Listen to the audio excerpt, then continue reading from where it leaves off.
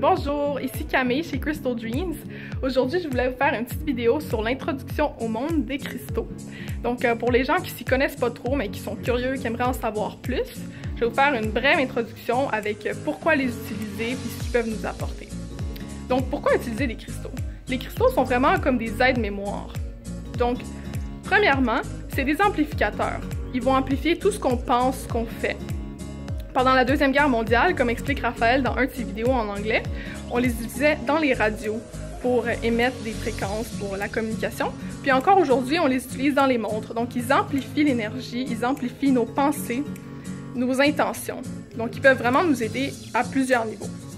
Deuxièmement, les cristaux, on peut s'en servir aussi comme des aides-mémoire. Vous vous êtes sûrement déjà fait des listes de choses à faire ou des listes de résolutions pour le nouvel an ou bien un vision board avec des photos, des choses que vous aimeriez accomplir dans votre vie, un peu comme un bucket list. Donc le cristal, c'est la même chose. Si on se dit, ce cristal-là, je veux qu'il m'aide à me souvenir que cette année, il faut que je me prenne en main, que j'aille au gym plus souvent, on va le programmer pour cette intention-là. Puis à chaque fois qu'on va le voir, qu'on va y porter attention ou le sentir dans notre poche ou sur notre collier, ça va nous rappeler l'intention qu'on lui a donnée, puis ça va nous garder fixés vers notre but. Comment utiliser vos cristaux? C'est très simple, mais le premier conseil que j'aimerais vous donner, c'est de choisir vous-même votre pierre.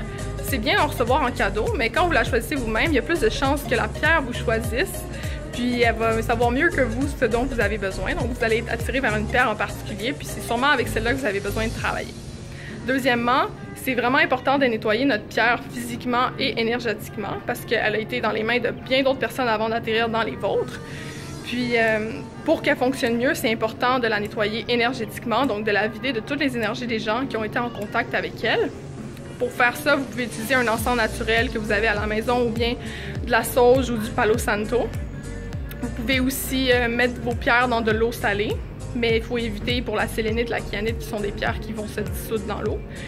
Et puis troisièmement, c'est vraiment important de programmer votre pierre avec une intention spécifique. Parce que de l'avoir dans les poches ou près de nous sans intention, ça peut aider, mais ce sera jamais aussi efficace que d'avoir une pierre avec laquelle on a vraiment programmé quelque chose, qu'on lui a donné une mission à accomplir.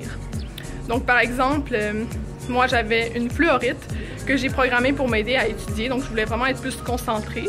Puis chaque fois que je la sentais dans mon cou, puis que je me souvenais que je l'avais avec moi, ça me rappelait la mission que je lui avais donnée, puis ça m'aidait à étudier parce que j'étais plus concentrée, donc je focusais vraiment sur une chose à la fois, avec toute mon attention.